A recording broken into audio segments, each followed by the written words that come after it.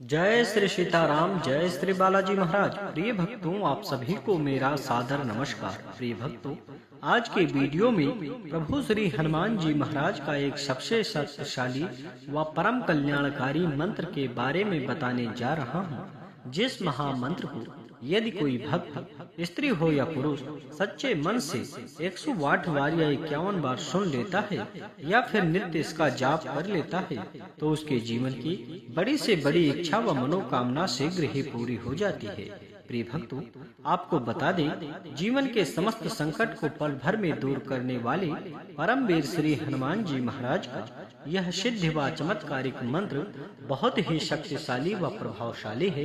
यदि आप निरंतर इस महामंत्र का जप करेंगे या अपने मोबाइल पर ही चलाकर किसी भी समय कोई भी कार्य करते समय सच्चे मन से सुनेंगे, तो निश्चय ही आपको प्रभाव दिखने लगेगा और आपके जीवन के समस्त प्रकार के विघ्न, बाधा व संकटों का अंत होने के साथ साथ आपकी बड़ी से बड़ी इच्छा व मनोकामना भी पूरी हो जाएगी।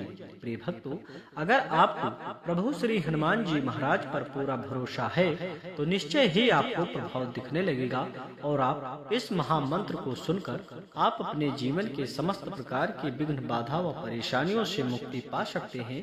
आप अपनी बड़ी से बड़ी इच्छा व मनोकामना भी पूरी करवा सकते हैं। प्रिय भक्तों, आइए बिना देर किए इस महाशक्तिशाली व सिद्ध मंत्र को सुने। इससे पहले आपसे निवेदन है कि यदि आप हमारे चैनल पर नए होइएगा तो चैनल को सब्सक्राइब करके कमेंट में जय श्री राम, जय बालाजी महाराज लिखकर अपनी हाजिरी जरूर लगा दीजिएगा। प्रिय भक्तों, यह महाशक्तिशाली व सिद्ध मंत्र पूरा सुनने का प्रयास करें। मंत्र है ओम ऐं ह्रीं हनुमते श्री राम दूताय नमः। ओम ऐं ह्रीं हनुमते श्री राम दूताय नमः। ओम ऐं ह्रीं हनुमते श्री राम दूताय नमः। ओम ऐं ह्रीं हनुमते श्री राम दूताय नमः। ओम ऐं ह्रीं हनुमते श्री राम दूताय नमः।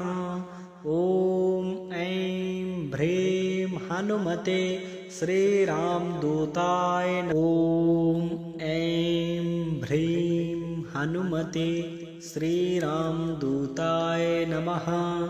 ओम ऐं ह्रीं हनुमते श्री राम दूताय नमः। ओम ऐं ह्रीं हनुमते श्री राम दूताय नमः। ओम ऐं ह्रीं हनुमते श्री राम दूताय नमः। ओम ऐं ह्रीं हनुमते श्री राम दूताय नमः। ओम ऐं ह्रीं हनुमते श्री राम दूताय नमः। ओम ऐं ह्रीं हनुमते श्री राम दूताय नमः। ओम ऐं ह्रीं हनुमते श्री राम दूताय नमः। ओम ऐं ह्रीं हनुमते श्री राम दूताय नमः। ओम ऐं ह्रीं हनुमते श्री राम दूताय नमः। ओम ऐं ह्रीं हनुमते श्री राम दूताय नमः। ओम ऐं ह्रीं हनुमते श्री राम दूताय नमः। ओम ऐं ह्रीं हनुमते श्री राम दूताय नमः। ओम ऐं ह्रीं हनुमते श्री राम दूताय नमः। ओम ऐं ह्रीं हनुमते श्री राम दूताय नमः। ओम ऐं ह्रीं हनुमते श्री राम दूताय नमः। ओम ऐं ह्रीं हनुमते श्री राम दूताय नमः। ओम ऐं ह्रीं हनुमते श्री राम दूताय नमः। ओम ऐं